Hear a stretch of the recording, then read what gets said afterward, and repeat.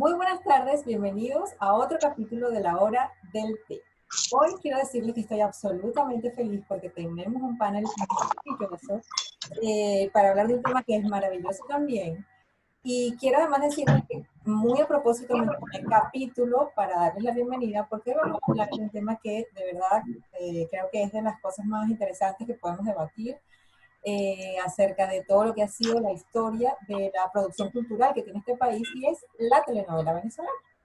Y aquí tengo a tres panelistas maravillosos que nos van a acompañar hoy. Voy a comenzar presentando a la profe Elisa Martínez, que bueno, ya todos conocemos a la profe Elisa Martínez y la idea es pues que tengamos un acercamiento acerca de lo que supone construir historias para hacer telenovelas. Imagínense que tenemos que escribir una telenovela y esa telenovela pues tiene que ser duradera en el sentido de que tiene que mantener todo el tiempo la atención del público. Eso no se logra si uno no tiene la destreza pues para escribir y entonces creo que Elisa nos puede orientarse también acerca de ello. Además tenemos al profe Juan Lux, que bueno, todos sabemos que ha estado siempre muy relacionado con el área de la dirección, de la producción, de la dirección de fotografía, y este punto de vista acerca de cómo es que uno puede montar la producción de una telenovela, porque bueno, ya sabemos que no es para nada fácil, sobre todo porque no es algo que comienza y termina en 3, 4 días, sino que se extiende durante muchísimo tiempo. Y además de eso tenemos a la profe Tiziana Puelesel, y ustedes dirán, bueno, pero la profe Tiziana Puelesel, ¿qué tiene que ver con las novelas? Tiene que ver más de lo que ustedes creen, porque a pesar de que la profe está súper metida en el asunto del mercadeo, resulta que es una amante de la telenovela y ha investigado muchísimo acerca de este género maravilloso y en consecuencia pues tiene muy claro cómo ha sido la repercusión que tiene la telenovela en nuestra vida como venezolanos y quiero decir también que en América Latina. Entonces, les doy la bienvenida, yo estoy súper feliz. Aquí yo creo que soy la novelera del equipo, ¿verdad? Porque me encanta ver telenovelas, me encanta discutir acerca de las telenovelas y además tengo un respeto grandísimo por este género que me parece genial. Entonces, les doy la bienvenida, de verdad que estoy así como demasiado feliz de tenerlos aquí con nosotros en la hora del té y les doy la palabra para que saluden a nuestro público. ¿Quién me quiere hablar primero y saludar a toda esta gente chévere? Profe, cuénteme. Adelante, Bueno, adelante. gracias. Yo como soy el más viejo aquí, entonces me encargaron, o yo mismo me encargué, de la parte de la historia, ¿no? Porque prácticamente tú estuviste ahí, tú la conoces. Sí. Y efectivamente estuve en parte de ella, pero bueno, estos van a ser anécdotas que van a contarse en el camino. En Gracias. principio, me fajé un poco, estudié un poco, como todos deberíamos, y siempre hay que darle crédito a, eso es muy importante, he visto estudiantes que a veces repiten cosas y no dicen de dónde sacaron la información. Tal cual. Ojo con eso, entonces siempre hay que decir de dónde saca la información. Tengo un PDF que después les puedo dar con todas las referencias que envié, que son Ok. bastantes. Sabes que estudiar por internet es facilísimo y es divertido. Ahora, no siempre es correcto. Entonces tienes que buscar las fuentes y contactarlas. Pero es ahí por eso es que uno es profesor o estudiante universitario y los otros son simplemente habladores de gameles y otras hierbas. Ok. Entonces, le iba a decir que tengo entendido, por lo que estudié esta mañana, que en el 1949 se dio la primera telenovela que fue en Estados Unidos, en la cadena NBC, que todavía existe. 1949, eso fue apenas fundada la televisión. Y duró solo un mes en el aire. Esa se llamó These Are My Children, que en castellano significa Estos son mis hijos. Entonces, luego, a ver, no, a ver, ya les digo, en el 52, 3 años más tarde, hubo una novela que se llama Guiding Light, La Luz que Guía, y esa duró 57 años. Entonces, Wow. bueno, algunas tienen éxito y otras 57 años, pero ellos tienen otro formato, no es exactamente igual al que se va a desarrollar en Venezuela, que es mucho más dinámico y depende a veces de la audiencia, ¿no? Estos son historias que van cambiando, también dependen de la audiencia, el personaje que pegó y todo, pero allá, digamos, 57 años aquí no ha durado ninguna novela, ni siquiera Radio Rocha, que fue uno de los programas pioneros de RCTV. Entonces, también se le dice a este tipo de dramas, en Venezuela, bueno, en toda Latinoamérica, más bien melodrama, pero este drama se le dice daytime drama porque en Estados Unidos se pasan ese tipo de programación de día. Y también se les llama un nombre que, bueno, parece la ópera o obra de jabón. Exacto. Porque, porque las primeras, bueno, mucho tiempo fueron patrocinadas por, la primera creo que fue Camay, que era un producto de Procter Gamble, ya no es de Procter Gamble, ahorita es de Unilever, pero bueno, era un jabón muy conocido en Venezuela, había otro que se llamaba Lux, que la gente, Lux como el jabón, no, pero 9 de cada 10 estrellas se bañaban con Lux, imagínate, tiempos aquellos. Pero en todo caso, estas obras de jabón fue justamente bajo ese formato que aquí se hicieron populares. En cuando comenzó la primera novela aquí en Venezuela, según lo que estudié, varias fuentes, hablan de 1953, un canal que se llamó Televisa, no confundirse con el Televisa que existe en México, pero bueno, ese Televisa no duró mucho porque no tenía el músculo económico, duró hasta el 60, creo nada más. Luego de esa concesión fue comprada por Venevisión, pero son dos compañías distintas, aunque ellos dicen, no, mira, la primera novela la hicimos nosotros. No, la hizo ese mismo, digamos, que se transmitía por el Canal 4. Todavía creo que se transmiten, ya nadie ve televisión venezolana, pero bueno, ese es un detalle, ¿no? Que después podemos hablar. Entonces, esa novela se llamó, si no me equivoco, y tengo hasta La criada de la granja, porque algo que tenemos que resaltar, no me digas La tú te Cristiana acuerdas. dice que sí. Cristiana dice que sí. Ella lo ha investigado, claro, Ok. obviamente. Bueno, está bien. Porque ni yo me acuerdo. Mira, No, no, entonces, obviamente. la criada de la granja, bueno, empieza el formato venezolano que Cristal Montaña, no, Mónica Montaña, que por cierto fue estudiante mía. Mónica Montañez ha sido un ex en telenovelas. Bueno, ella dice que si no se puede salir casi de ese formato de la muchachita pobre que se casa con el rico, y bueno, esa debe ser, si yo no me acuerdo de la telenovela esa, La criada de la granja. Ahora, antes, para hablar ya de la parte de producción, que para eso me llamaron, esas emisiones duraban 15 minutos y en los momentos más importantes, ¡pum!, atravesaba un comercial y eran todo en vivo, tanto los comerciales como la producción. Porque recuerden que no es hasta el 61 que aparece el videotape y bueno, entonces ya sí podían no solamente grabarlas, sino comerciarlas. Antes la forma que uno podía, por eso es que hay archivos de algunas de estas novelas viejas antes del videotape, porque las filmaban en 16 milímetros, ponía una cámara frente a los monitores y así se filmaba. Y bueno, por cierto, otra cosa interesante, la primera telenovela ya de Radio Caracas, que por cierto Radio Caracas, todo el mundo siente que es la pionera de la televisión de Venezuela, vemos que fue el tercer canal, el segundo privado de Venezuela. ¿Correcto? Entonces, RCTV tenía la famosa Hora Camay, esa fue su primera telenovela, y eso lo hizo en el año 1954. Y así aparece en varios archivos la telenovela o la novela Camay o el espacio Camay, no me acuerdo exactamente cómo, pero entonces a eso le siguió en el 56, 2 años, Laura Palmolive, que era el jabón de Colgate, era de Procter Gamble, siempre había dos grandes compañías que se competían, ¿no? Una era Colgate y el otro es Palmolive. Perdón, Colgate y Palmolive están unidas ahora, Palmolive y Procter Gamble. Y entonces después tuvieron la novela Palmolive y luego otras, pero bueno, entonces estamos hablando de esa época de nuevo, 53, 54, y eventualmente ya después se hizo común, a diferencia de los Estados Unidos, aquí sí la pasaban en horario estelar. De hecho, la primera, la que habíamos dicho, la señora esta de la granja, La criada de la granja, la pasaron a las 7 de la noche y luego en RCTV, que si ya era una corporación, tú sabes, con gente, bueno, que habían sido los pioneros en la radio en Venezuela, ¿no?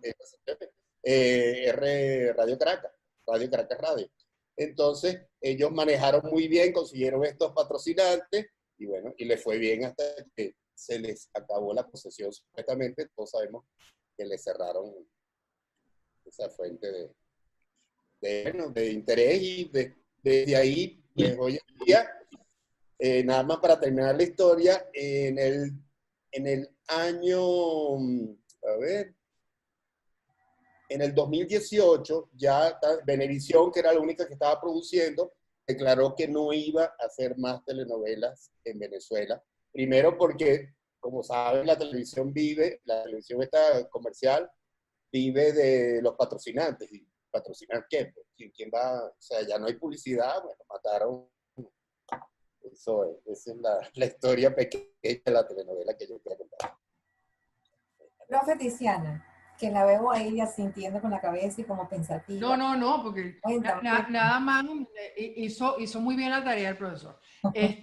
Realmente sí es cierto. Lo que pasa es que cuando conversamos con los estudiantes, a mí siempre me gusta ir un poquito más hacia atrás porque, digamos, tanto la persona que más ha escrito desde el punto de vista académico en relación a las telenovelas, que es Carolina Costa Alzuru, y yo metida después en este campo de investigación, coincidimos en que realmente el origen de la telenovela es imprescindible hablar primero del folletín francés, que era el encarcatado que venía en los periódicos con historias contadas, digamos, fraccionadamente. Ese folletín era un gran atractivo para la venta de periódicos en Francia y esos folletines, de alguna manera, alguien en Cuba se encarga de coleccionarlos y se le ocurre la brillante idea de entretener a los fabricantes de habanos en Cuba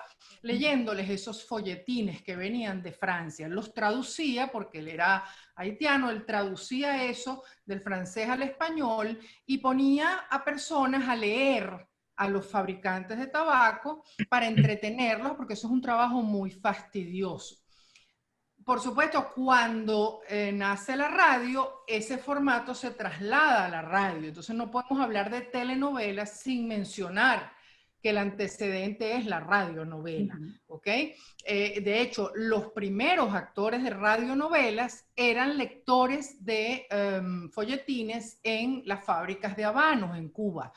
Entonces, por eso, digamos, hay un origen, casi todos los que han escrito esto coinciden en ubicar a Cuba realmente como, digamos, el origen del género como tal, ¿ok?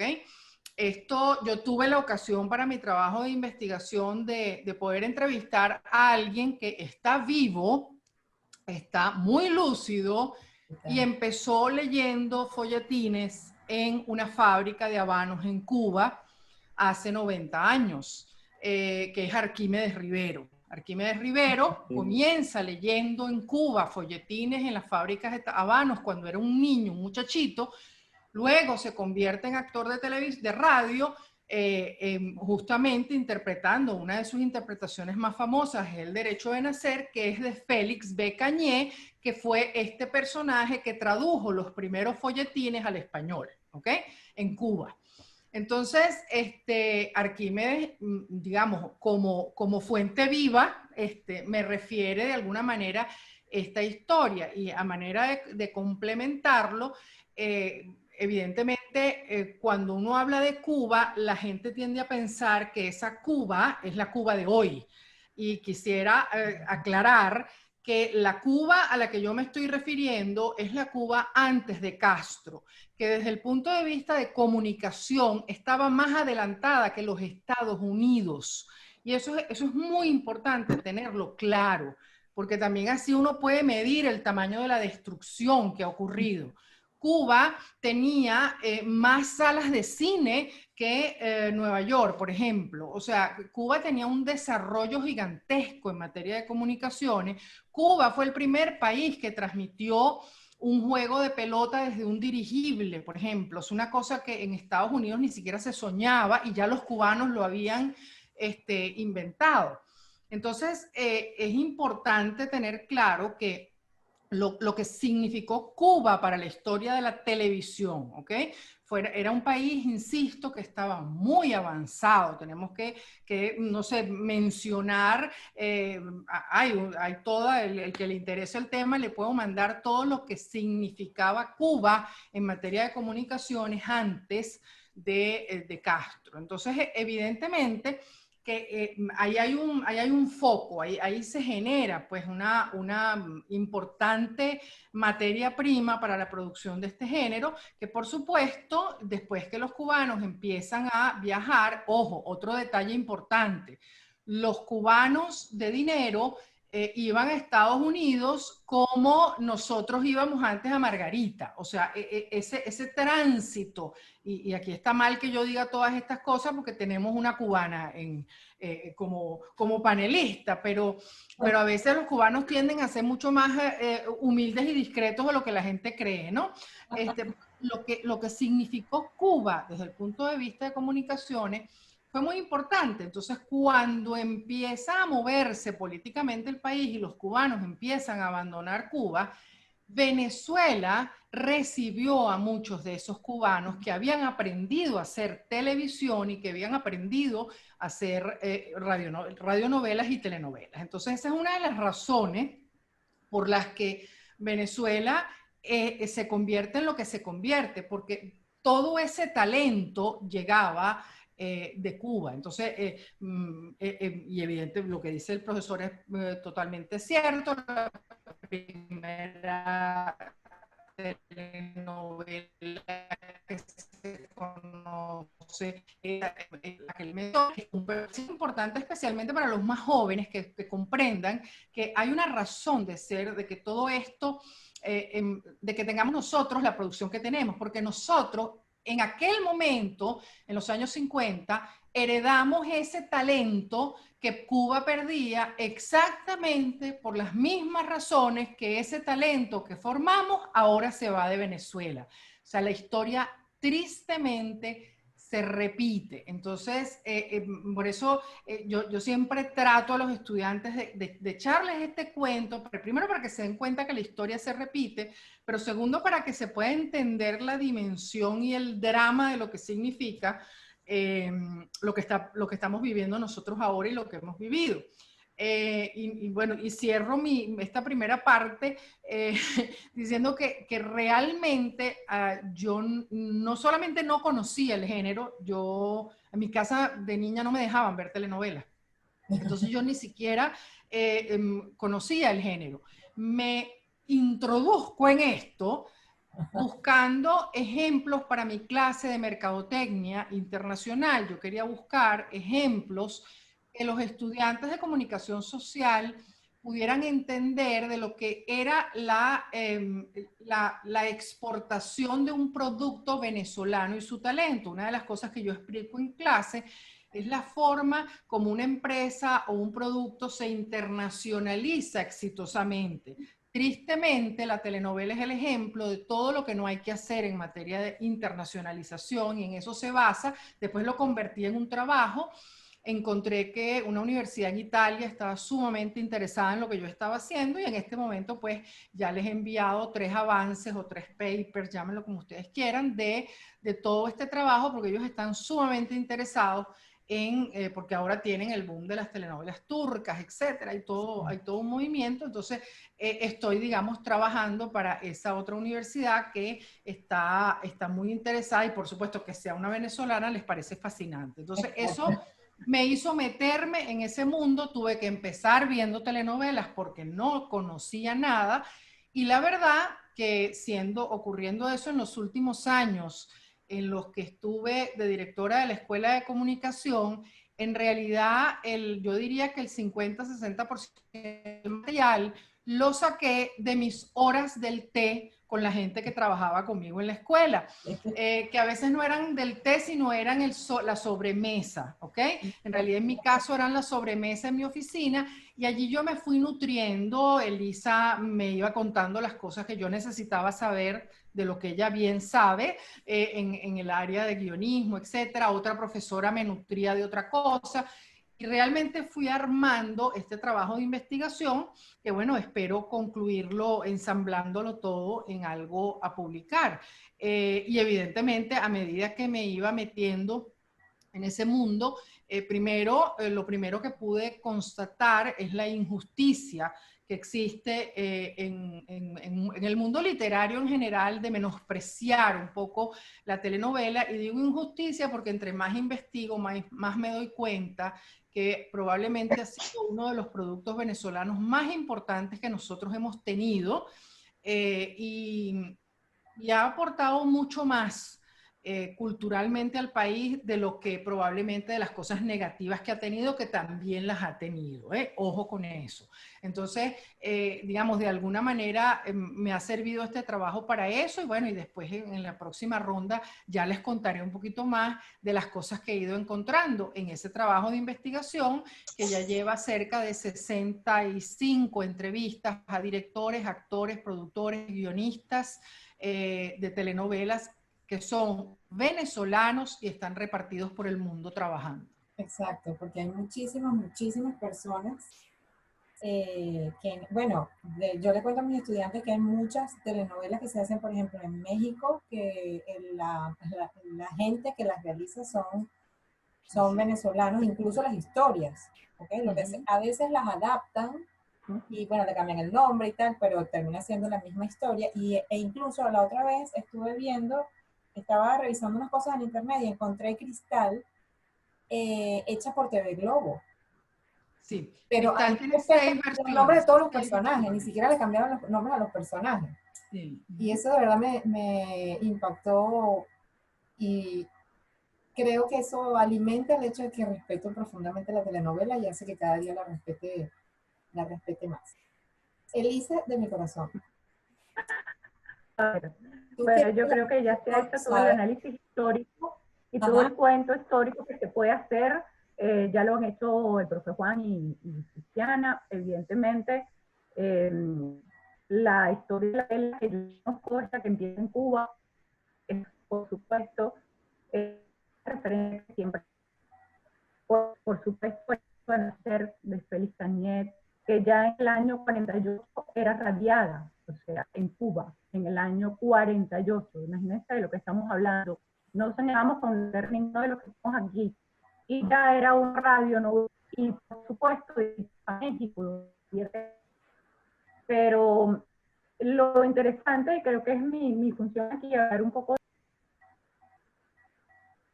Elisa se nos fue. Iba mal y se terminó de ir. Sí.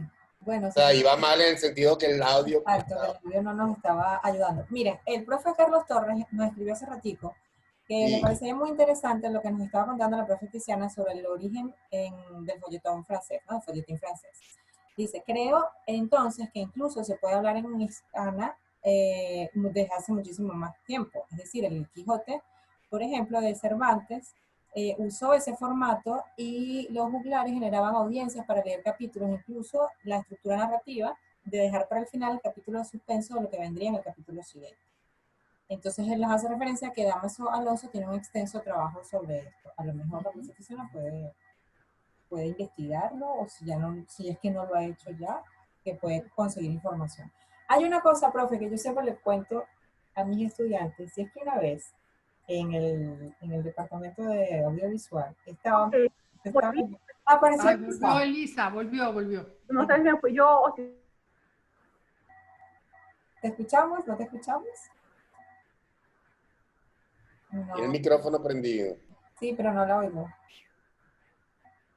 Esto es lo que pasa cuando hacemos producciones en vivo. Sí, ¿verdad? Que nos pasan estas cosas.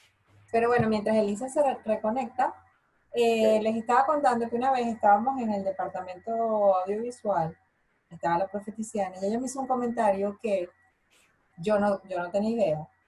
y que me pareció digno de repetirlo todas las veces posibles en todos los salones de clase. Usted dijo, profe, que estamos hablando justamente de la importancia de la telenovela venezolana y la repercusión mundial que había tenido, y usted me contó que la telenovela venezolana tenía tal impacto no solamente en el aspecto cultural de la sociedad, sino también en el económico, que en un momento las novelas en las cuales trabajaba Carlos Mata, pues incluso habían afectado de manera positiva el Producto Interno Creo Bruto. que mi señal está muy grave hoy, pero bueno. Sí, Okay. nuestra señal está muy grave. Bueno, entonces vamos a hablar con Elisa y luego hablamos de... Sí, lo que les quería más o menos hablar a propósito del tema de la radio que salió aquí, que como muy bien dijo Tiziana, ese es el origen de todo, la radio, la gente que leía en voz alta. Eso de alguna manera explica lo que a veces nosotros nos hemos cuestionado tanto de la telenovela, y es el peso tan grande que tiene en su lenguaje el sonido. Y nosotros sabemos perfectamente que a la telenovela, tal como la conocimos o como la seguimos conociendo, quizás ahorita las producciones han crecido más a nivel visual, porque los brasileños en ese sentido marcaron una pauta de hacer esas producciones extraordinarias y de tener esas locaciones abiertas y de tener esos espacios maravillosos al aire libre que uno no soñaba en los años en que escribía, pues evidentemente, ni cuando nació la telenovela, que siempre se hacía en un lugar cerrado. Pero...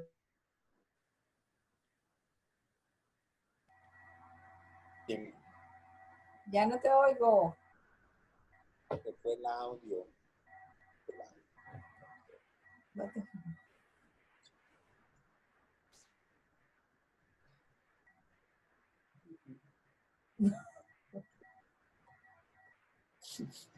Las conexiones están realmente... Pero, ahora, nada. Ahora sí, ahora sí. Ok. Entonces, es que me está diciendo todo el tiempo su conexión es inestable. Bueno, vamos a ver qué pasa. Bueno, lo que les estaba diciendo es que el peso del lenguaje de la telenovela, por eso es que los que escribimos en algún momento en telenovelas nos llamábamos dialoguistas, no nos llamábamos guionistas, porque en realidad no hacíamos guiones. La imagen, o sea, yo me acuerdo que en la época que yo escribía, no sé si esto se sigue haciendo así, pero cuando yo escribía hasta los 90. Y uno trabajaba en el formato de 2 columnas. Yo recuerdo, no sé si tú recuerdas eso, Juan o Auri, la telenovela se escribía en el formato de 2 columnas. Sí. Y en el formato de 2 columnas, pues evidentemente a uno le decían, tú escribes la columna derecha, o sea, lo tuyo no es columna izquierda, la columna izquierda era imagen, la columna derecha era audio. Yo esto se los enseñaba a mis alumnos antes cuando les enseñaba guionismo, pero como este formato ya es obsoleto, pues obviamente ya yo no les he contado más de esto. En líneas generales les digo que existe el formato, lo que llamamos el formato europeo, que era este formato de 2 columnas, pero que prácticamente está en desuso.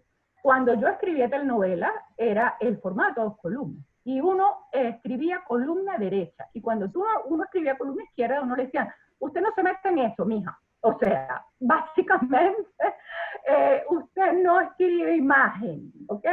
La imagen es algo que pertenece al director y además con las características de producción que siempre tuvimos nosotros, que era que el capítulo que se hacía hoy era el capítulo que salía mañana, pues evidentemente no había mucha imaginación allí para crear. Y por eso el fuerte de nuestros escritores de telenovelas, inclusive, es el diálogo. Es el diálogo, es la palabra hablada, porque esta es la fortaleza mayor de la telenovela. Y luego, por eso es que nuestros escritores también han hecho tan buena carrera en el exterior escribiendo series, porque el lenguaje televisivo es lo que realmente se le da más. Y el lenguaje televisivo es un lenguaje que descansa mucho en el sonido. No es el lenguaje del cine, que es todo lo contrario, que uno trata de decir, en palabras se dice lo que la imagen es imposible de contar. En el caso de la televisión, la palabra es, digamos, el pilar más importante. Y en el caso de la telenovela, pues que empezó con la radio, pues evidentemente, ¿para quién estaba hecha la novela? Pues para alguien que prendía la televisión como si prendiera la radio, mientras estaba haciendo otra cosa. Entonces tú estabas cocinando, o estabas planchando, o estabas haciendo cualquier cosa en tu casa, es un género que nació desde la distracción auditiva, porque como bien dijo Tiziana, ¿a quién le leían los primeros folletines? Pues a los que estaban atando tabaco. Tenían su atención puesta, su mirada puesta en algo, y el oído es el que se distraía con otra cosa. Bueno, la telenovela nació con esos mismos principios, destinada a las amas de casa fundamentalmente, que eran las que necesitaban pues de alguna manera esa evasión a ese mundo de ilusión y a ese mundo del amor y del melodrama, porque no hay que olvidar nunca tampoco esta palabra, el melodrama es el centro de la telenovela. Y cuando también mis alumnos a veces me dicen, es que los profes de telenovela aquí nos dicen que siempre es la misma cosa, y la niña no leo, Juan. Ok, ¿cuál es el libro de Bruno? Es que ni con lentes, ¿no? Cine, democracia y melodrama. Exactamente, eso es. Melodrama. ¿Melodrama qué es? La persona sufrida que después termina teniendo una recompensa. Y básicamente de eso se trata, es esa historia de amor. Y eso no puede cambiar porque entonces ya no es telenovela, es serie. Entonces, mis alumnos, que hay algunos aquí, entiendan que cuando están viendo un guionismo telenovela, eso es telenovela. Si se pasan a otra cosa, ya están escribiendo seriado, ya están escribiendo otra cosa. Bueno, profe, ¿y por qué no hay más personajes? ¿Y por qué el personaje principal no puede ser una mujer que se escapó de su casa y tuvo 5 amantes? Bueno, mija, no, eso no es una telenovela, básicamente, no. Yo recuerdo que César Miguel siempre contaba entre sus anécdotas, que Niña Bonita, no sé si recuerdan esa novela que fue icónica pues de nuestra generación, y decía que Niña Bonita había sido un fracaso porque el espectador en ese momento nunca, o sea, no logró el nivel de audiencia que se esperaba, porque el espectador nunca perdonó que la muchacha no fuera virgen.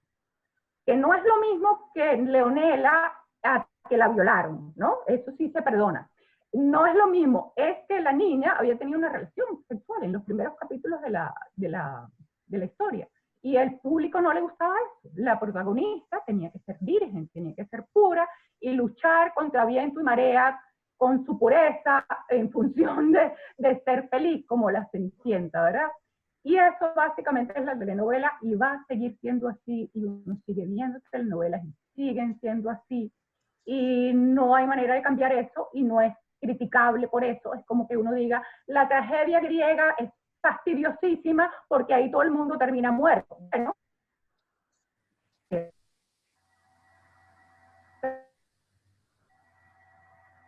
Te dejamos de oír otra vez.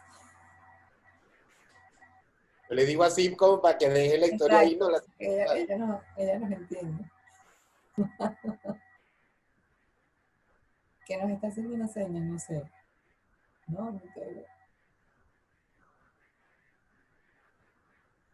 Supongo que está arreglando. No se te oye, Lisa. Y tan bueno que estaba este cuento.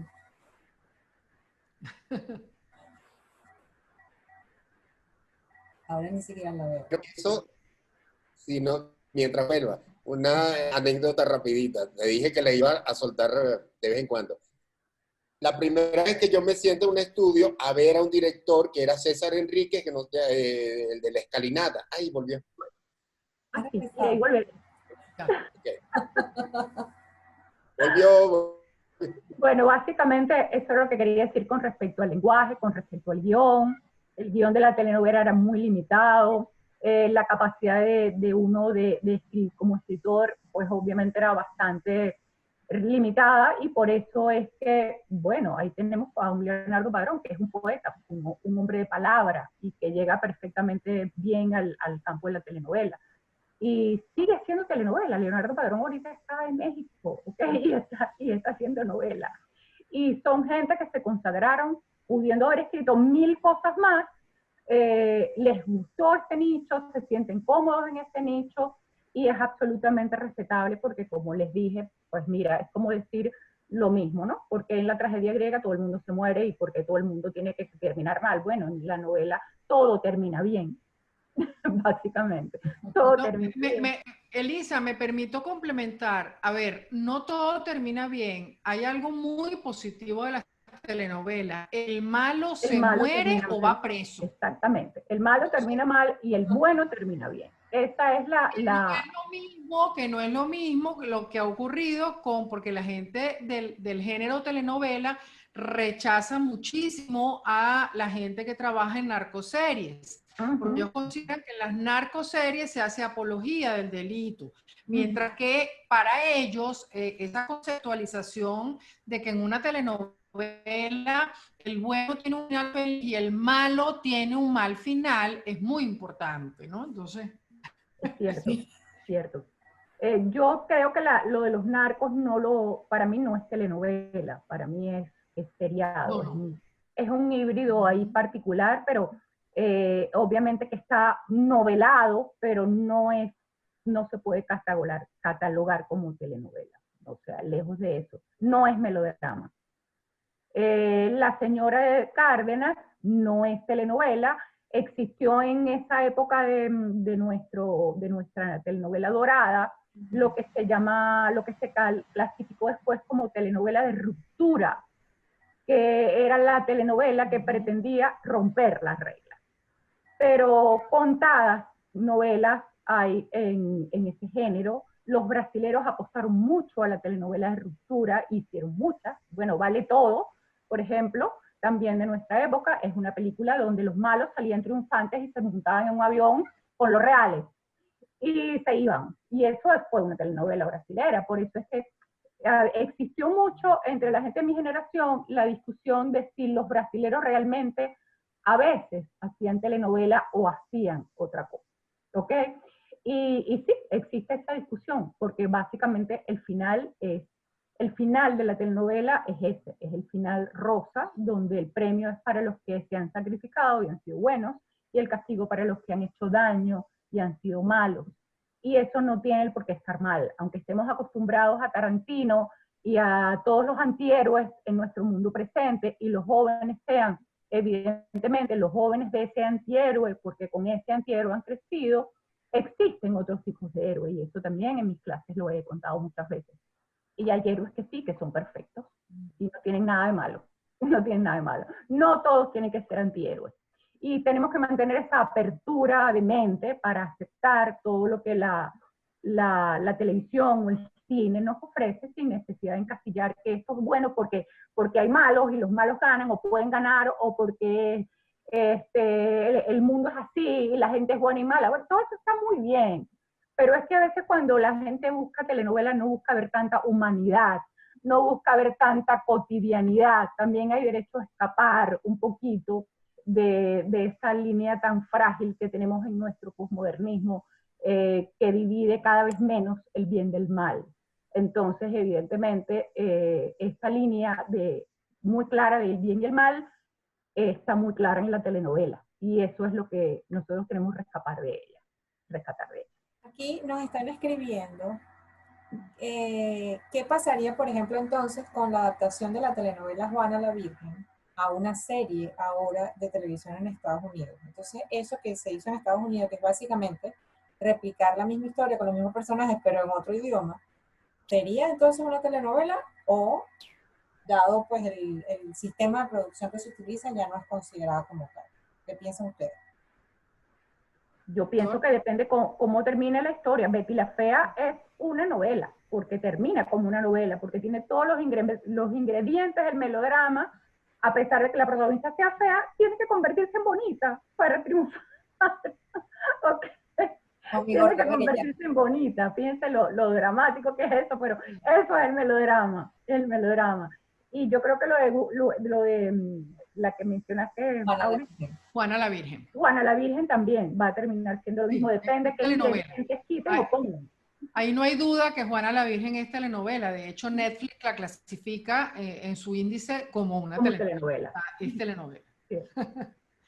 Porque además, ojo, es una producción del hijo de Marcela Nieves, o sea, está hecha sigue una línea, pues no fue que simplemente le compraron la historia a alguien. La profesora Carlota mencionaba el caso de las Amazonas. Si alguno de los estudiantes quiere acercarse a esa extraordinaria historia de César Miguel Rondón. Se está transmitiendo la versión mexicana más reciente, hecha apenas hace 2 años. Sigue siendo, por supuesto, una historia de César Miguel Rondón, tratada además muy al pie de la letra, y están transmitiéndola hoy en día en uno de los canales, si no es telenovelas, es pasiones, en uno de los canales que tenemos en televisión por suscripción.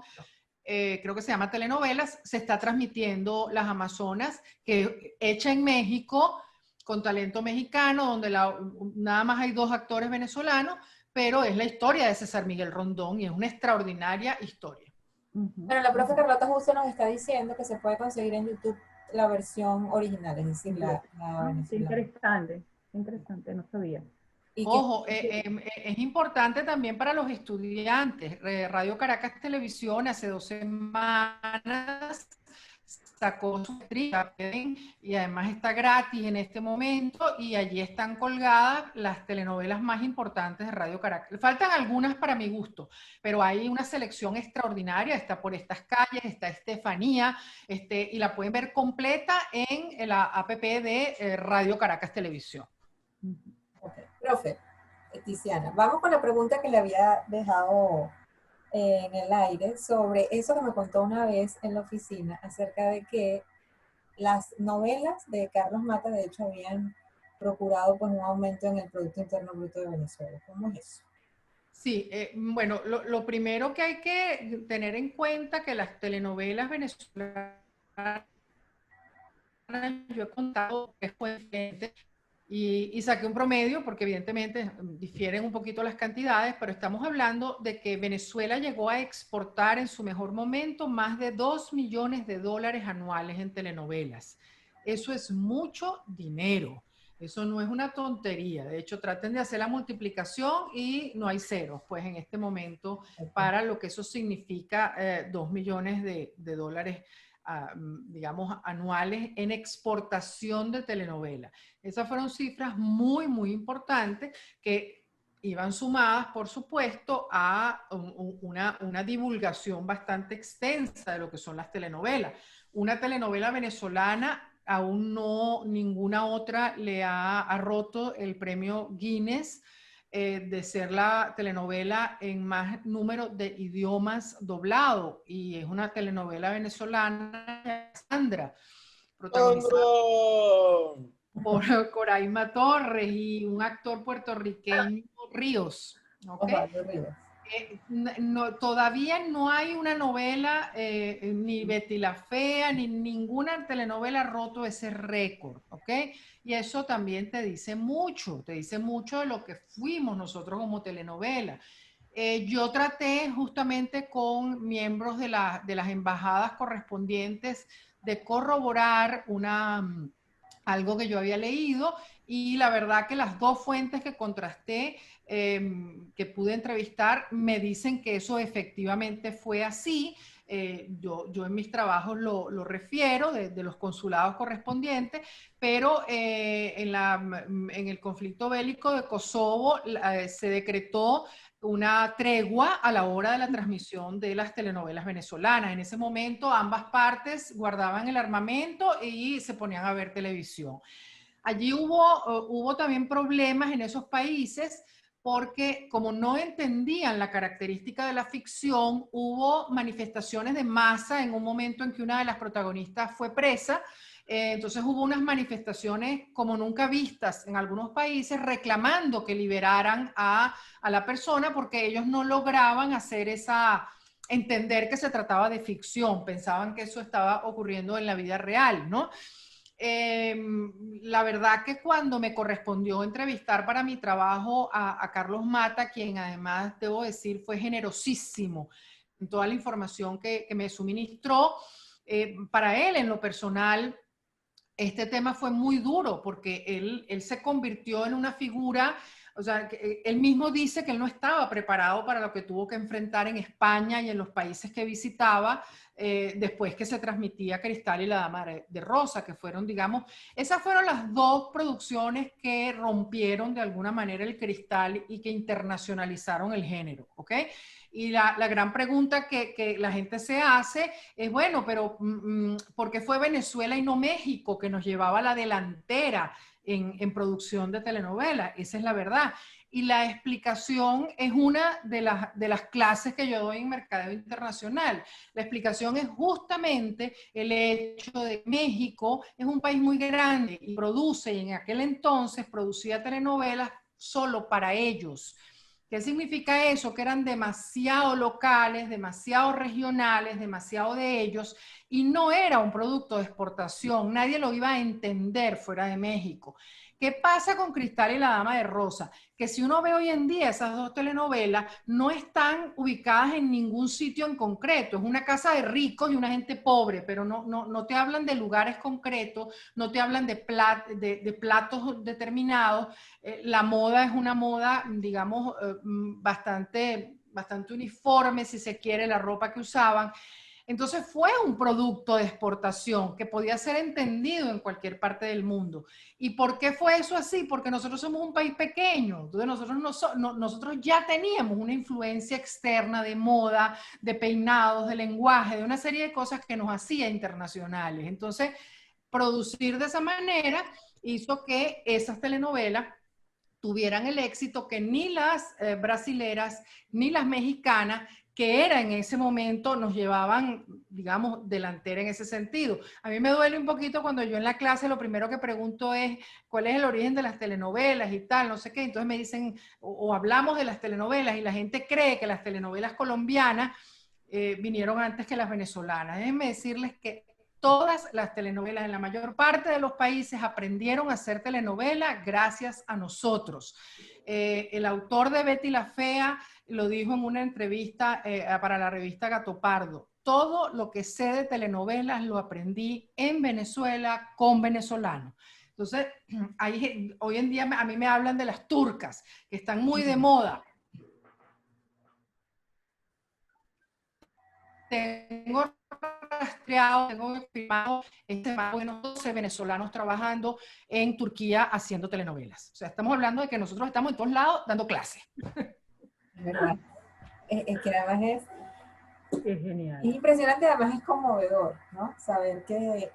pero, a ver, ahora vamos a hablar, ¿cómo creen ustedes que nosotros podemos rescatar? O sea, más allá de la coyuntura política y económica que vivimos, ¿cómo podríamos hacer para volver a ese momento cuando la producción de la telenovela era como ocurría?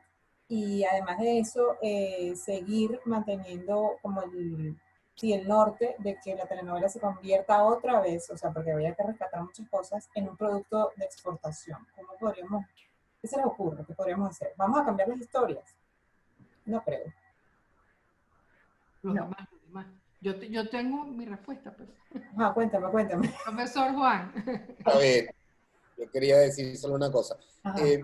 Recordemos que en Venezuela la ley permitía que el mismo canal era transmisor y productor. En Colombia, antes que hubo el salto justamente se da porque cambian esa ley. Antes había una prohibición, si tú eres transmisor, porque vamos a estar claros, si es una especie de, tú no puedes competir con o sea, otras productoras no pueden competir contigo porque tú transmites tus propias novelas. Entonces, ellos aquí, por ejemplo, hacían una novela, voy a decir un número, quisiera que después la profesora Elisa nos ayudara más, pero ponte tú que hicieran una novela para Venezuela de 120 capítulos, pero después la vendían en 90, porque eso lo vi yo, que dictaban, eso es para la versión internacional. Entonces, claro, si tú ya estás pagando las cuentas, de paso, algunas en bolívares y vendías en dólares, ¿no? Que siempre ha sido un buen negocio. Porque para eso uno exporta, pues. O sea, no tengo nada en contra de eso.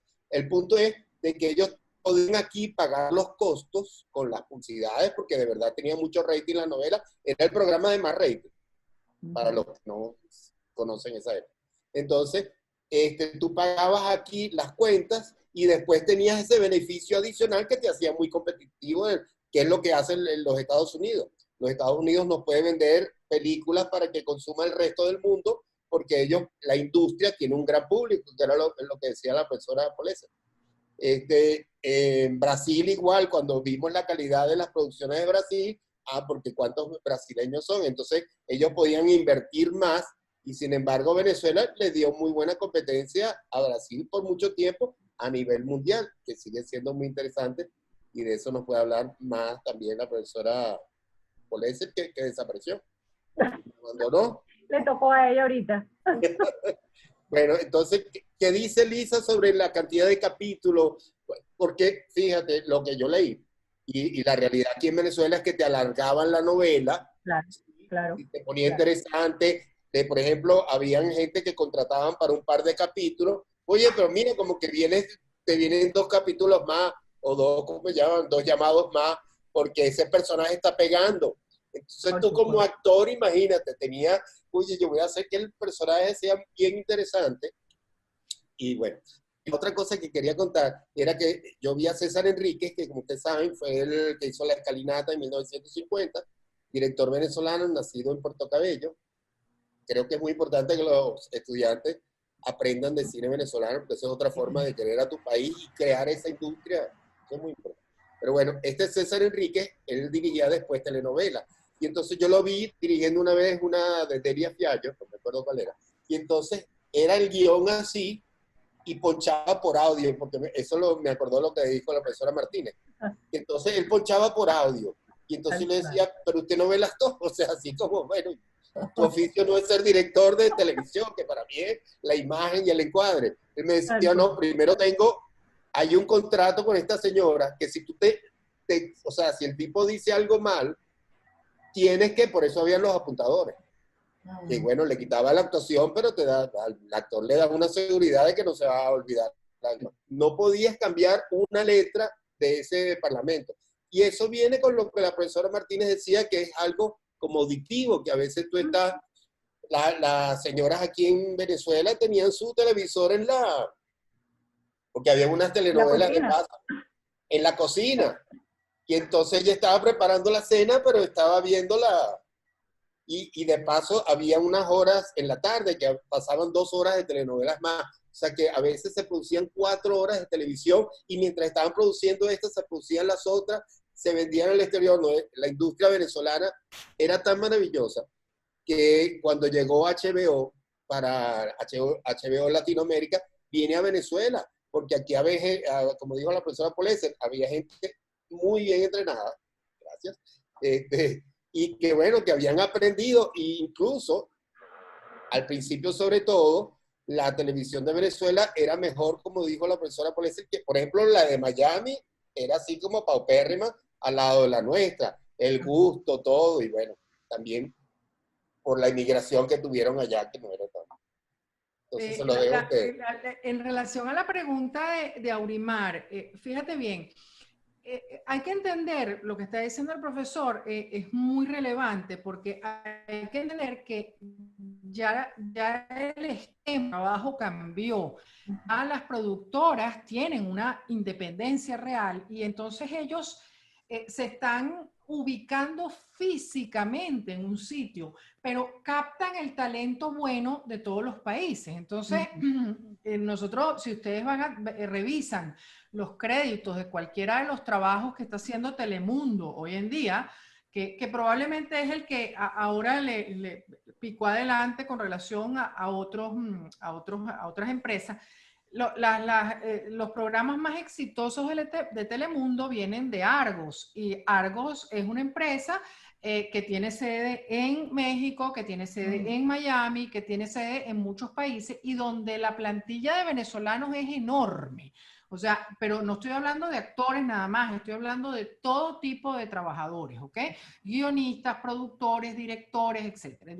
Yo para el trabajo entrevisté a unos cuantos y en parte de mi trabajo estaba justamente preguntarle a los empleadores de talento de telenovelas qué cosas, porque ese es el centro de mi trabajo, qué cosas para ellos han sido determinantes para contratar a un venezolano en vez de otro tipo de talento.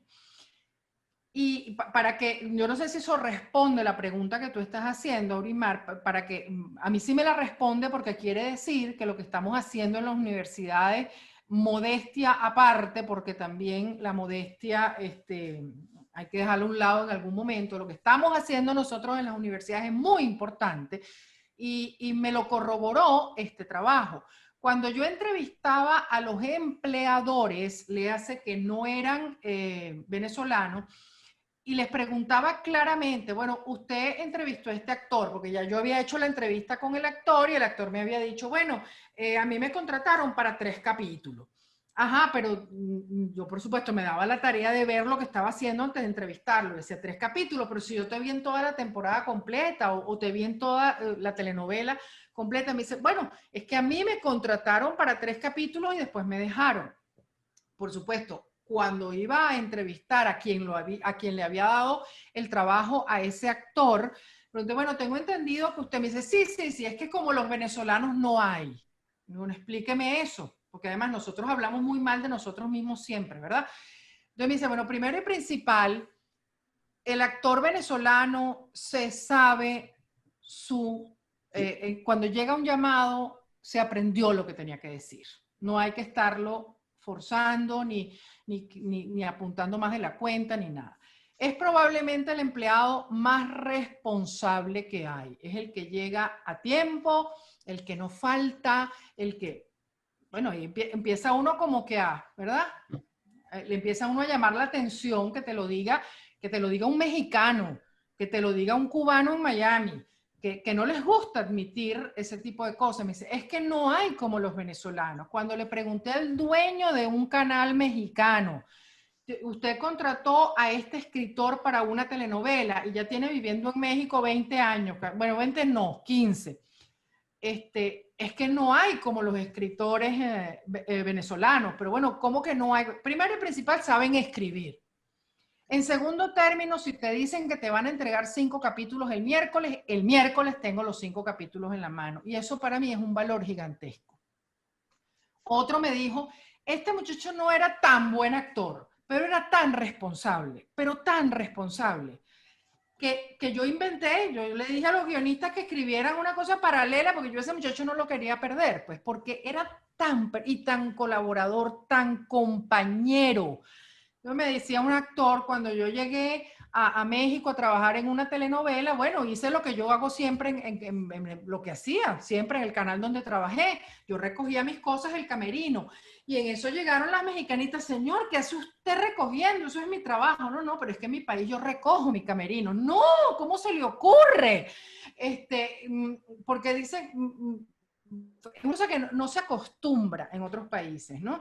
Y me pasó, en algunos casos no puedo decir nombres porque expresamente me pidieron no decirlo, pero hay un cuento muy particular de Franklin Virgües en una telenovela mexicana, que además ha sido una de las telenovelas con más números en los últimos tiempos en México. Se llama Papá a toda madre. Él hace el papel de malo en la telenovela y recuerdo que él también me dijo, no, mi contrato inicial era por pocos capítulos y se quedó hasta el final de la telenovela. Y cuando entrevisto entonces a la persona, me dice, bueno, mire, es que la verdad nosotros teníamos en la telenovela un personaje que era una venezolana. Dentro de la trama ella era venezolana, pues, pero resulta que la actriz era peruana. Por supuesto, no hablaba venezolano como tal. Y Franklin Virgües, sin que nadie se lo pidiera, sin que nadie se lo indicara, se citaba con la 2 horas antes, porque decía esto es así, una cosa entre ellos dos que por supuesto después se dieron cuenta que él hacía eso. Y aparte que me dice, es que la responsabilidad que tiene ese señor y la forma de trabajar, la seriedad con la que se toma en el trabajo es extraordinaria. Eso en cuanto a la característica como empleado. Y en relación a lo que está diciendo, a lo que dijo antes Elisa, hay también algo que me lo han dicho todos mis entrevistados que les dan trabajo a los actores venezolanos. Me dicen, la colocación de la voz que tiene un venezolano no la tiene nadie. Y en el caso de los escritores, la forma de escribir, los venezolanos son los únicos que han entendido, y aquí quería atarlo con lo que acaban de decir. Uno de los entrevistados, que es un hombre muy mayor, que es productor en México, me dijo, la gente a veces cree que porque algo no se lo deja de hacer una generación, la otra no lo hace. Y resulta que las cosas suceden igual, lo que cambian son las formas. Y yo no entendía muy bien esto. Y él me decía, antiguamente había que escribir telenovelas pensando que la señora de la casa estaba barriendo o planchando mientras veía la telenovela. Y simplemente volteaba cuando se besaba. Entonces, evidentemente que lo que cambió fue la forma de distraerse, pero la distracción sigue existiendo. Y por eso es tan importante en todo el diálogo. Por eso es tan importante lo que se dice y cómo se dice. Me dice, porque ahora lo que cambió fue el nombre de la distracción, pero la distracción es igual.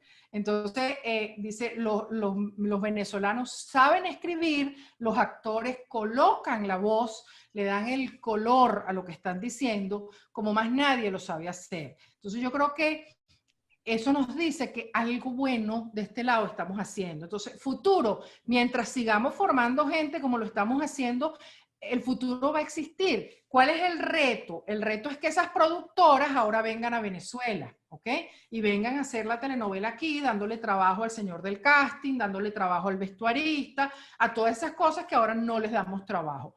Cabe destacar que en pleno gobierno de Chávez, México sacó sus cuentas y como tenía concretamente Televisa, tenía muchos bolívares represados en Venezuela y era el control de cambio muy férreo, tomaron la decisión de traer actores venezolanos y producir telenovelas aquí.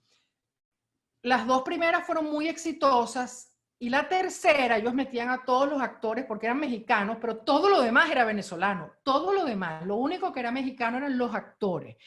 Los traían a Venezuela, hacían la telenovela y se la llevaban.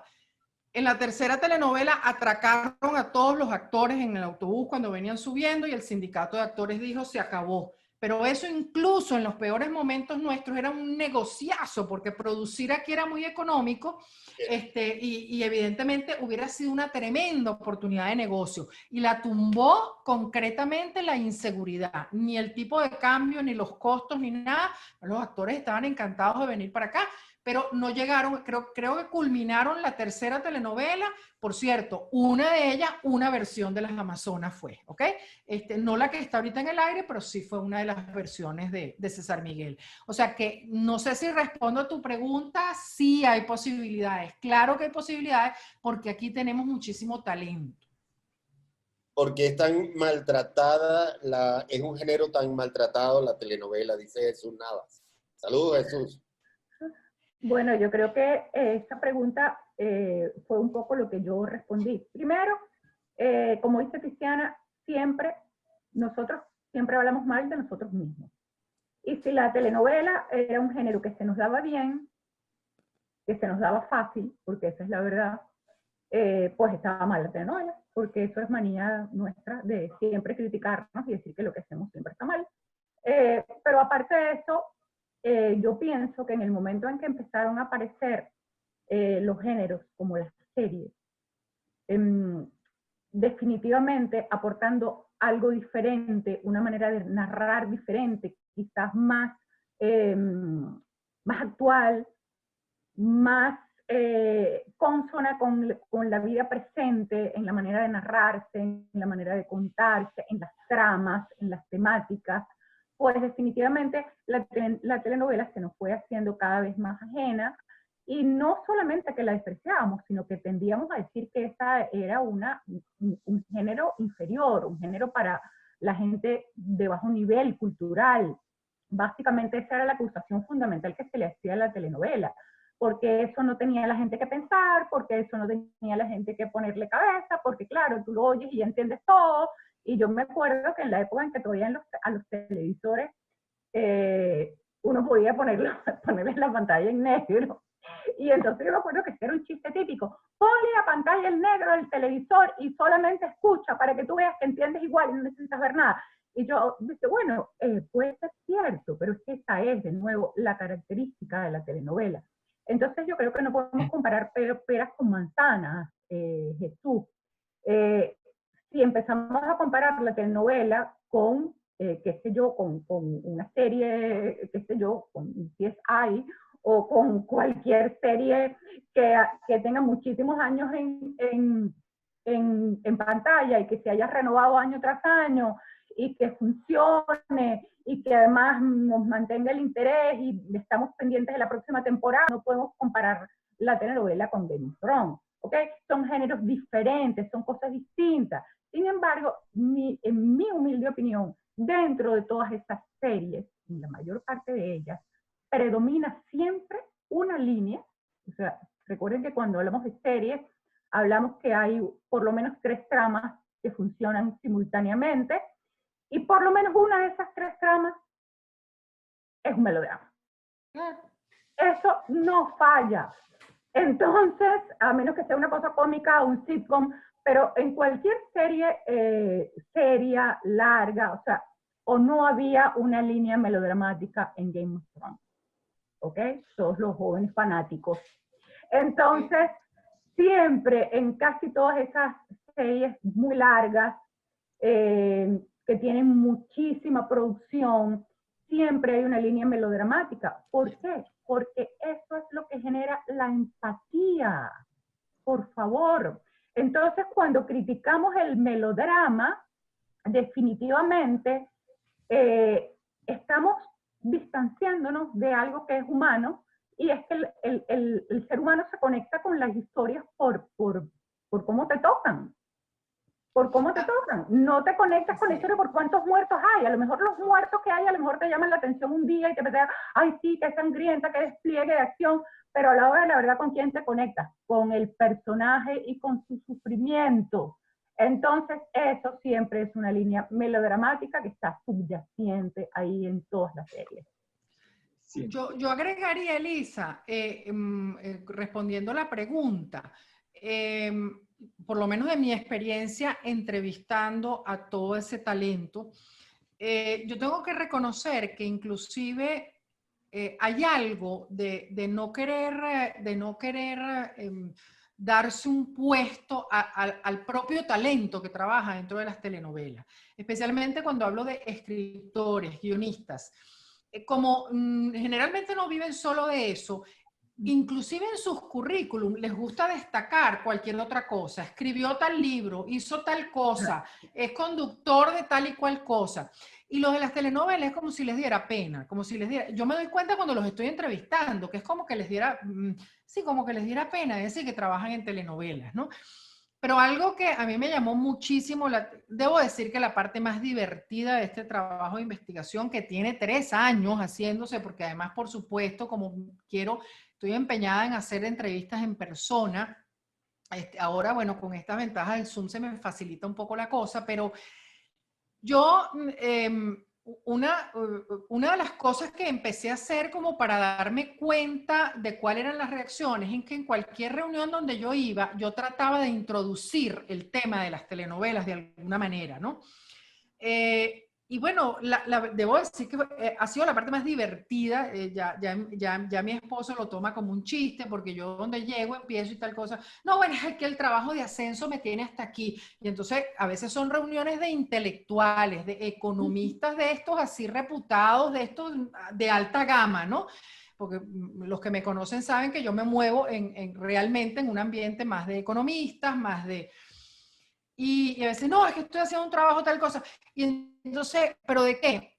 La internacionalización de la telenovela y su talento. Bueno, yo me puedo quedar callada, que a partir de ese momento todos empiezan a hablarme de la telenovela tal, y estoy hablando de hombres de clase media alta, de clase alta, de profesionales, de intelectuales, la novela tal cosa. No, es que yo me sentaba a verla con mi mamá, yo me sentaba a verla con mi abuela, y saben más de telenovela que yo misma, ¿ok? Que tengo 3 años metida de cabeza en el tema. Y me dicen cosas que yo, por supuesto, enseguida saco el celular, empiezo a tomar nota porque me dan datos. Entonces ahí me doy cuenta, ahí fue que cuando empecé con esto me empecé a dar cuenta de que en realidad a la gente le da pena decir que ve telenovela, a los hombres le da pena decir que ven telenovela, y sin embargo la ven. Cuando entrevisté a José Simón Escalona, recuerdo que en una de esas así vehementemente me dijo, y además me tienen cansado, Juego de Tronos es una telenovela, les guste o no. Me lo recordó Elisa en este momento, porque les guste admitirlo o no. Entonces cuando yo le digo a la gente, pero bueno, ¿tú no ves telenovela? No. ¿Y ves otro? No sé. Bueno, es una telenovela. No, ¿cómo se te ocurre? Es una telenovela. Si la analizas bien, yo creo que José Simón Escalona tiene razón. Entonces, lo primero está en que dejemos esa tontería de estar menospreciando un género que nos guste o no, ha sido realmente un género que ha gustado muchísimo. Yo me voy a permitir contarles una anécdota que también tengo la... Además, los personajes están vivos y bueno, es interesante. Marcel Granier, cuando fue a España, iba acompañando a Carlos Andrés Pérez, que fue presidente de la República hace muchos años para los alumnos, ¿verdad? Los presidentes antes se hacían acompañar de empresarios, de dueños de medios, etc. Y cuando están en la presentación al rey, al controversial rey de España, o sea, el papá del rey actual, están el rey y la reina, y cuando llega Marcel Granier, el presidente Carlos Andrés Pérez le dice, bueno, mire, para que usted vea lo amplio que yo soy, me traje al doctor Marcel Granier, que es el dueño del canal que a mí más me ataca, es el dueño del canal que a mí más daño me hace a mi gestión, porque me ataca a toda hora y me ataca en todo momento. Y cuenta el doctor Granier que en medio de la pena que le dio ese tipo de presentación, lo único que atinó a decirle fue, bueno, pero yo también soy el dueño del canal que produjo Cristal y la Dama de Rosa. Se acabó el problema allí. Creo que Carlos Andrés Pérez desapareció del mapa. La reina se agarró a Marcel Granier para ella sola y le confesó que ella acomodaba su agenda en función de Cristal y la Dama de Rosa y que la ponía a grabar cuando tenía algún evento y que después que llegaba del evento pedía que le pusieran el capítulo de Cristal y la Dama de Rosa. Y bueno, posteriormente después el elenco visitó a los reyes de España y le rindieron honores de jefe de Estado prácticamente al elenco, ¿ok? Entonces, con esto que les quiero decir, que llegamos a tener un producto reconocido. Y lo primero que tenemos que hacer es nosotros mismos entender que la telenovela puede ser que tenga muchas cosas, muchas oportunidades de mejora. Estamos clarísimos, ¿ok? Sí. Pero no olvidemos que también la telenovela hizo mucho por un país que no sabía ni siquiera vestir la cama para dormir. La gente muy, muy humilde en las telenovelas vio que a la cama se le pone sábana, que se le pone funda. Eso está escrito, eso es real. En las telenovelas vio que hay 3 instrumentos para comer, cuchillo, tenedor y cuchara. En algunas zonas solo comen con cuchara, solo comían con cuchara. Y vieron cómo se viste una mesa, que la gente se sienta en la mesa. La gente antes... melodrama al que se refiere Elisa, positivas. Y ojo, la mejor demostración la dicen los números. En momentos de pandemia, probablemente uno de los programas más vistos en el mundo son las telenovelas turcas, porque la gente quiere salirse 2 segundos de todo este desastre que está pasando. La gente quiere la ilusión del amor. En el fondo todos queremos eso. Admitámoslo y enseñámosle a la gente a admitirlo. En todo hay melodrama. Analicen la familia de cada uno de ustedes, tienen un guión de telenovela en todas, en todas. Juan, a ver, me dicen por aquí que vayamos cerrando. Juan, por favor, sí. Elisa, el compañero Osvaldo Burgos ha dicho una cosa, o sea, tiene unos comentarios interesantísimos. Sí. No sé si pudiésemos invitarlo. Porque... Ya yo leí el comentario que hizo Osvaldo. Obviamente no es lo mismo una telenovela escrita por Garmendia o por Cabrujas o por José Salmiguero o por Ibsen. Y evidentemente ahí yo lo que puedo responder es que hay telenovelas malas y buenas, como hay series malas y buenas, como hay películas malas y buenas. Definitivamente hay de todo en la viña del Señor, hay de todo. No toda la telenovela, por ser telenovela, está bien escrita o está bien contada la historia, sin duda. Pero, por ejemplo, yo siento un gran respeto por Delia Fiallo, un gran respeto. Creo que esta es la mamá de las telenovelas. Y aunque el género melodramático original de ella se sienta a la luz de lo que después hizo Cabrujas, por ejemplo, pasado de moda, yo pienso que es infinitamente válido. ¿Cuántas versiones y recontraversiones se hicieron y se siguen haciendo en el mundo de novelas originales de Delia Fiallo? Entonces, yo pienso que, por supuesto, siempre habrá telenovelas muy malas, como habrá programas muy malos de cualquier género.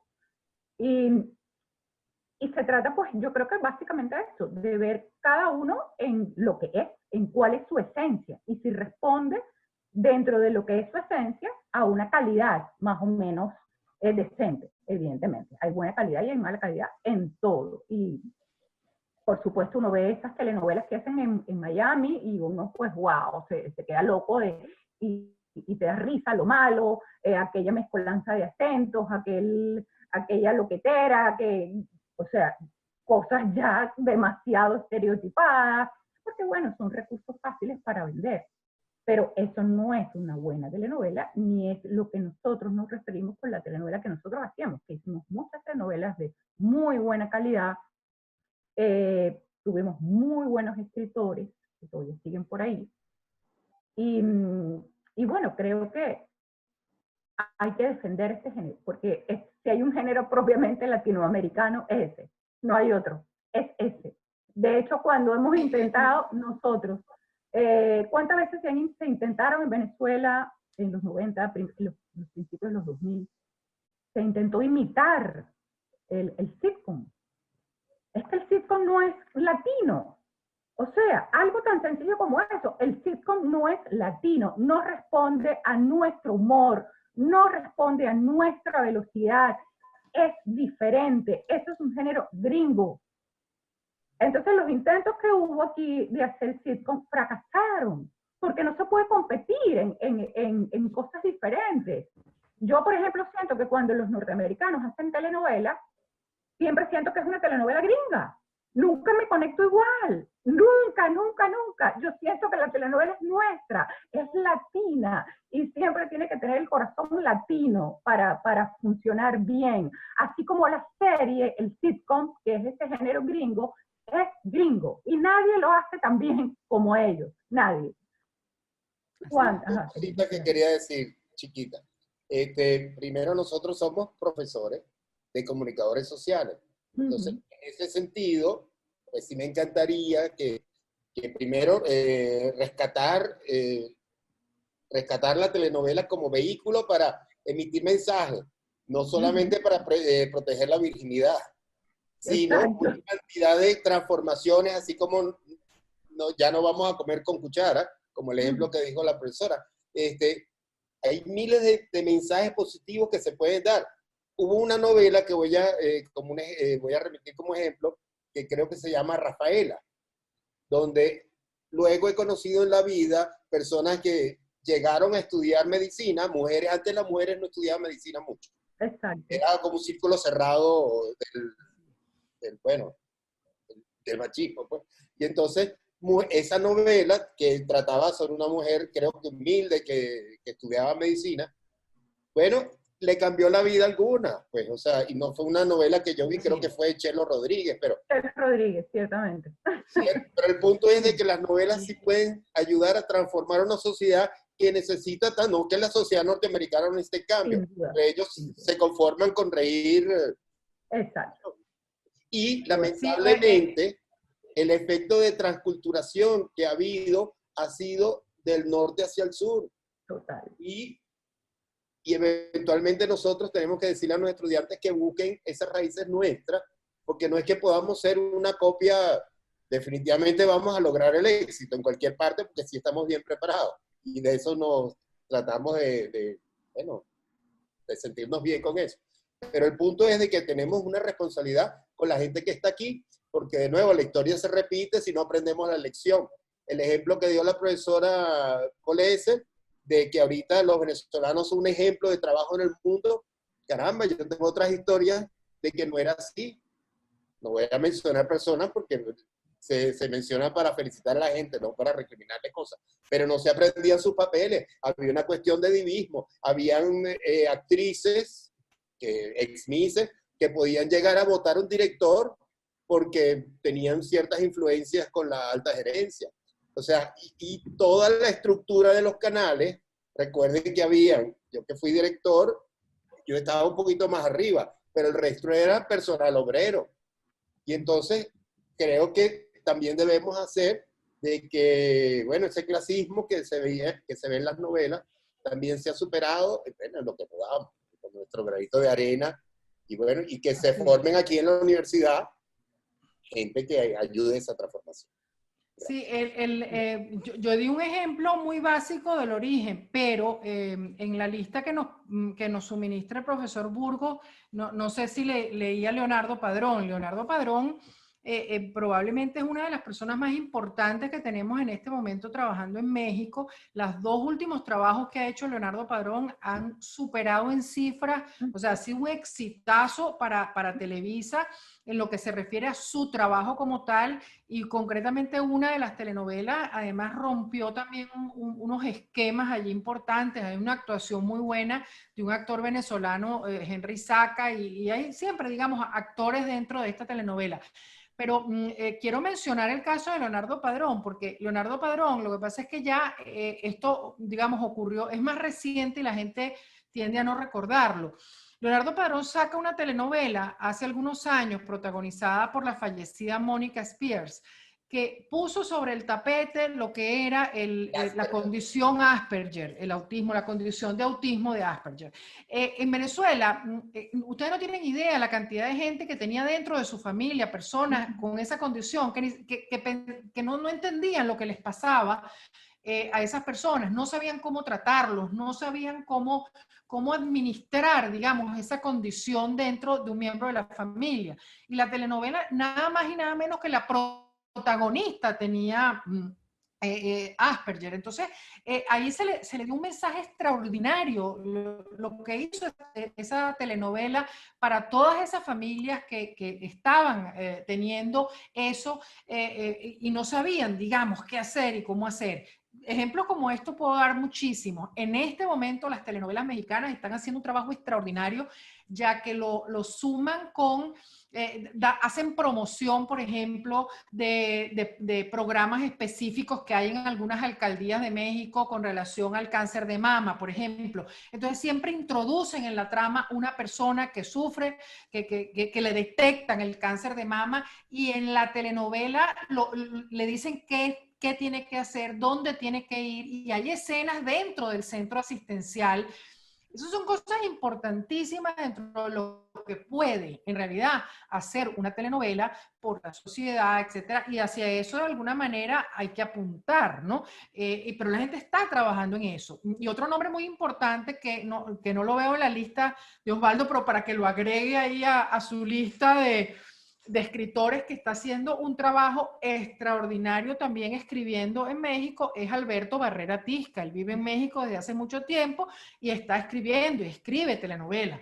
La telenovela, digamos, más exitosa de la historia de TV Azteca es escrita por Alberto Barrera Tisca. Entonces, digamos, hay mucho que hacer. Yo creo que hay un campo laboral extraordinario, porque eso sigue, va a haber transformaciones. Yo estoy viendo que hay cambios, que hay movimientos, pero digamos, ver a las telenovelas solo como, digamos, alienantes, etcétera, yo creo que es un poquito injusto para el género, injusto para una industria que generó en un momento ingresos importantes para el país, que formó mucha gente, y ojo, toda esa gente formada en nuestras universidades, porque es que la mayoría han pasado por la Católica, disculpen la jactancia, ¿no? Pero muchos han pasado por la Católica, y además han trabajado en canales venezolanos. Y otro hallazgo que no quisiera que cerráramos sin decírselo, que la verdad que no estaba en lo que yo estaba buscando, nunca estuvo en las preguntas que yo hago a todas estas personas, y sin embargo salió y me llamó muchísimo la atención porque no me lo hubiera esperado, es el reconocimiento a las empresas venezolanas, a los canales de televisión. Hay un actor concretamente que me dijo, mira, yo no solamente era peleón, yo era jefe del sindicato, yo peleaba con los dueños del canal una vez por semana, yo los criticaba, les hacía de todo, y ahora que he trabajado afuera de Venezuela, me arrepiento de tantas cosas que les dije y que hice, porque me doy cuenta que afuera la cosa es muy distinta Muy y eso dura. pudiera tener una explicación con lo que el profesor nos está diciendo, ¿no? Que bueno, si llegan como divos y tal, no sé qué, pero cuando les empiezan a dar palos, ahí se les bajan un poquito las... También es producto de la necesidad. Y por eso. Seguramente en algún momento esos actores iban y entraban por la puerta grande. Los que están llegando ahora llegan haciendo casting, bajando la cabeza y ya la entrada es distinta, pero ese hábito que traen, esa forma de trabajar que traen, ellos dicen que la traían igual desde afuera, ¿no? Entonces, yo les confieso que la mayor parte de las cosas que conseguí a mí me sorprendieron, yo no me esperaba, yo me esperaba más la tendencia que está indicando el profesor, más una, bueno, que son engreídos, que son lo otro.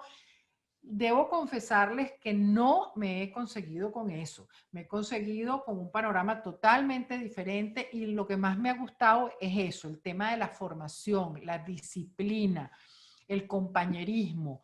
Eso me ha llamado muchísimo la atención y creo que eso en el fondo es lo que uno quiere transmitirle a los estudiantes. La técnica se aprende, porque la técnica bajan unas buenas páginas hoy en día en internet y la técnica la aprenden en 2 minutos.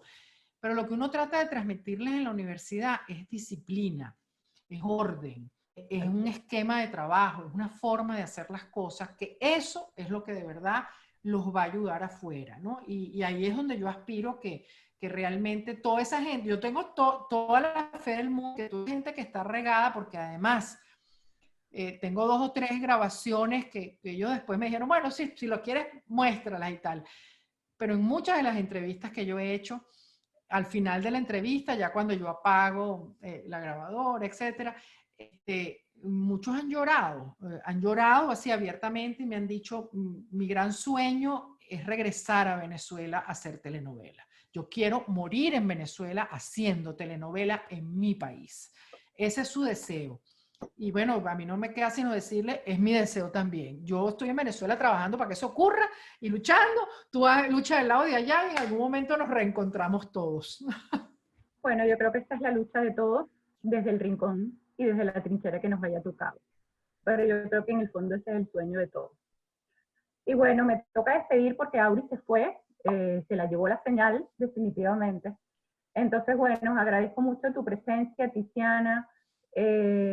Fue un honor, un placer verte, aunque sea por este cuadrito. Igual. Y muchas gracias, Juan, por tu compañía, por tu aporte, por tus anécdotas. Y bueno, todos los que nos acompañaron esta tarde, muchísimas gracias.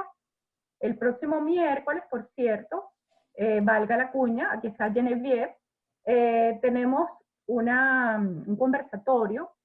No es el miércoles, es el martes. Tiene, aclara. Bueno, es el miércoles a las 3. El miércoles a las 3, 3 de la tarde. Con dos guionistas que están haciendo carrera afuera, con Rosa Clemente, que está en México, quien ha escrito muchísimas series, y con Claudia Pinto, directora de La Estancia Más Larga y creadora de La Estancia Más Larga, en la que vamos a hablar cómo se puede seguir haciendo lo que uno quiere aunque se vaya de Venezuela, y cómo ha sido la lucha de estas dos mujeres, además que son jóvenes, que son más o menos de la misma generación, cómo ha sido para ellas la preparación que se llevaron de aquí, la disposición, eso que tú mencionabas, Tiziana, al trabajo que se llevaron de aquí, las ganas de seguir trabajando en lo que aman, y cómo han logrado ambas en continentes distintos. Además, Claudia en España y Rosa, primero estuvo en Colombia, ahora está en México, cómo lograron seguir carreras exitosas. Y yo creo que va a ser muy interesante el aporte que ellas dos nos van a dar. Así que bueno, están todos invitados a este día. Bueno, ¿Okay? y si alguno de los estudiantes que estén conectados o que vayan a ver esto después, están haciendo algún trabajo que tenga que ver con esto, yo igual que el profesor que antes también puso la orden en sus materiales, yo igual, cualquiera estudiante que esté trabajando el tema de telenovelas y necesite algún tipo de los materiales que he ido investigando, que he ido trabajando, pues con muchísimo gusto me escriben. Yo soy profesora de la escuela, me escriben y nos ponemos de acuerdo e intercambiamos material, porque la verdad que lo recopilamos fue para ustedes. Muchas gracias, Tiziana. Muchas gracias a todos por acompañarnos.